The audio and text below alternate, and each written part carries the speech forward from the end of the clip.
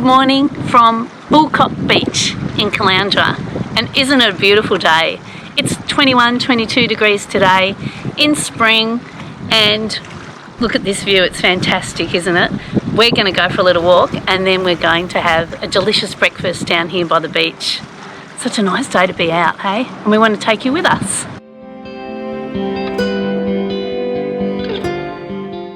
There seems to be a lot of people here on holiday at the moment. Yeah, it sure is. With little ones. And I'm looking out and I'm watching them with bucket and spade and paddling, and I'm thinking this is where childhood memories are made, aren't they? Yeah.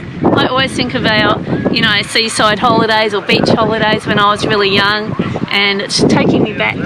Caloundra's a bit like that, isn't it? It sure is. It's an old-fashioned type of It is an old-fashioned town, and it's also a popular place for family holidays.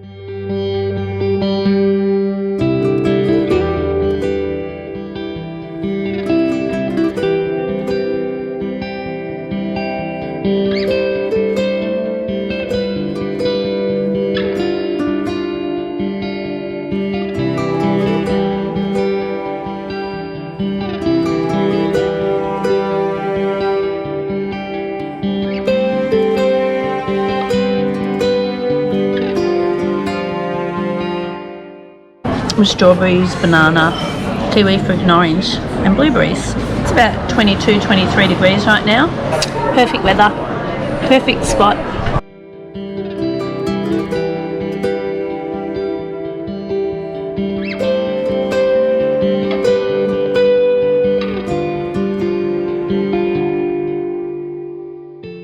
Well, you'll never guess where we are. We're at the Queensland Air Museum, and it's in Caloundra. How's that? It used to be in Brisbane until 1986, and then it was moved from near Brisbane Airport up here to Caloundra. And it's amazing. They have so many aeroplanes here. And I've got to say, I didn't think it would be my thing, but it's like a history lesson.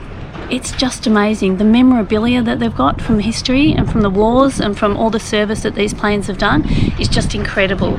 So $15 concession, $20 for an adult, run by volunteers.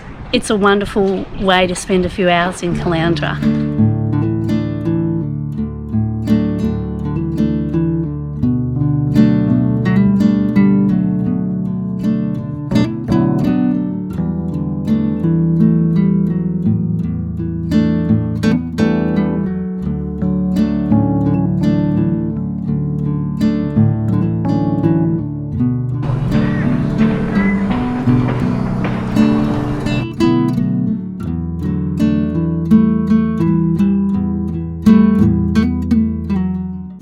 This, when they put the gas turbine into this, Bell was able to shrink it all back down again, but still have the lifting capacity. Now, I flew its bigger brother, the Black Hawk. Oh, wow.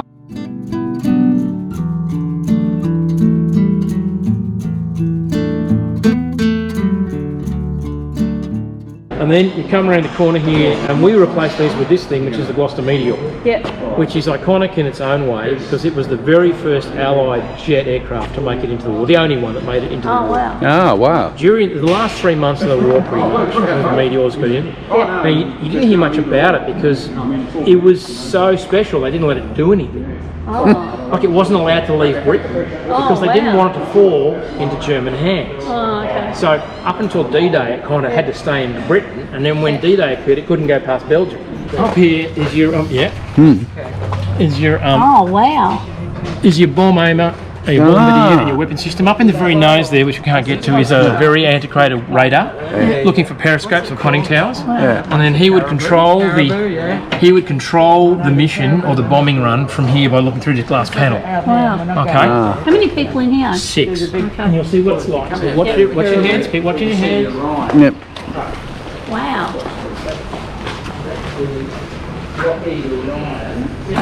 And I get $1 if you hit your head. Wow. Yeah. And 25 years later, Wow. guys in the back shops there have restored it to this level of condition. Amazing. Yeah, wow. Came through this window here. Yeah. Wow. Like getting over the door of a convertible. Yes. It's much cooler. Yeah. Wow. It's much cooler. But so they've done that so you can get up into the cockpit and see what the view's like. Yeah. Cool. Cool. What are they doing? It looks it kind of looks. Huh? It kind of looks so flimsy, doesn't it? Yeah, they're actually a derivation of the US Army aircraft. Don't touch. I wonder what the red button does. That's a good idea. It was pressed. It had a wasp in it.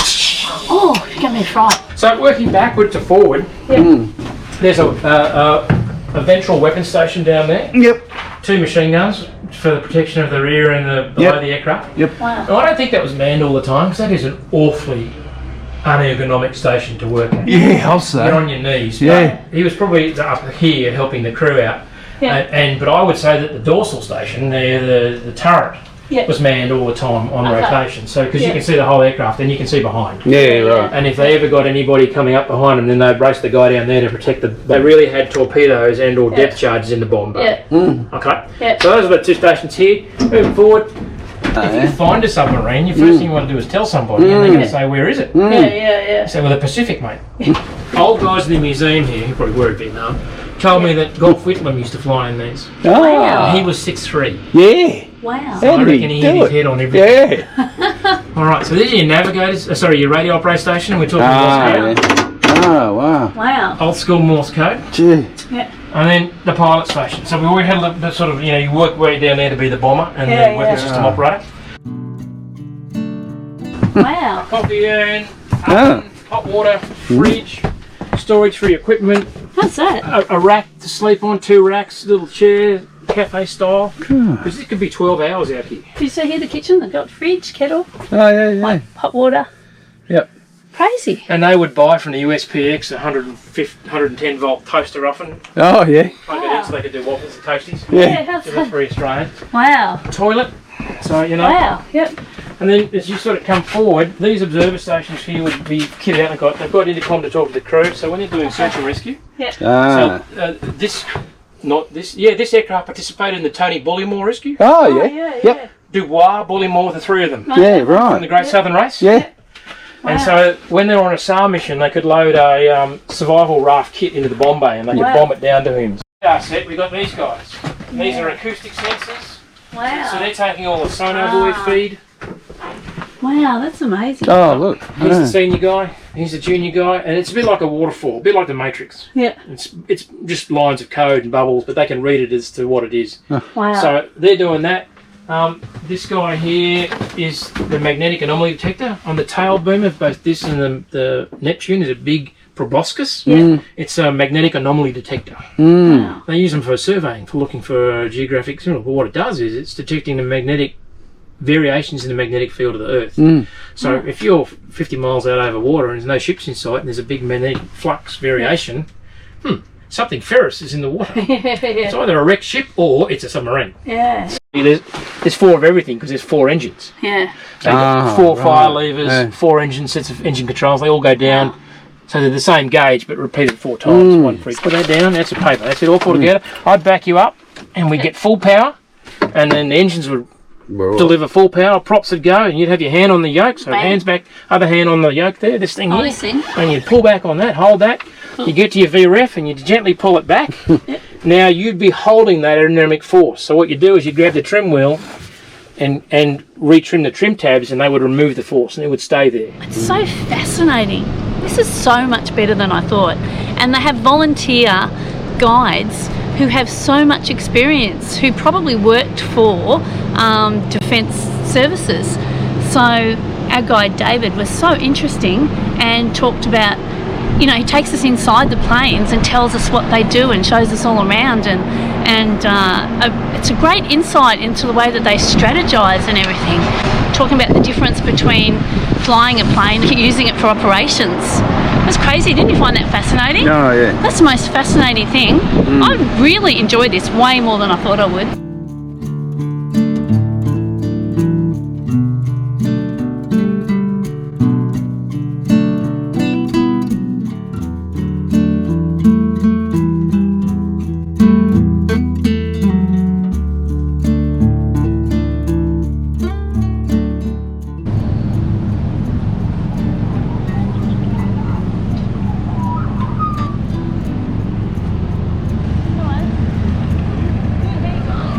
This thing here is a mock-up of a sonobuoy.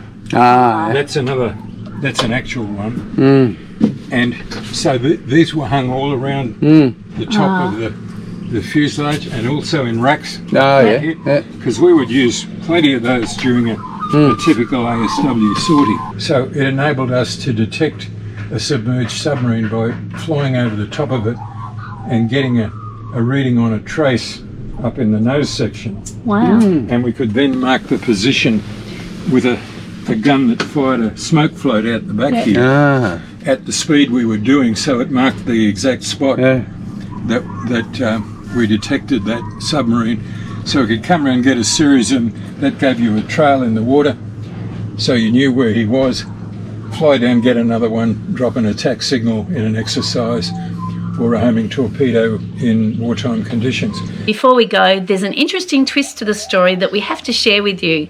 And the second volunteer who showed us through the Neptune plane, his name is David.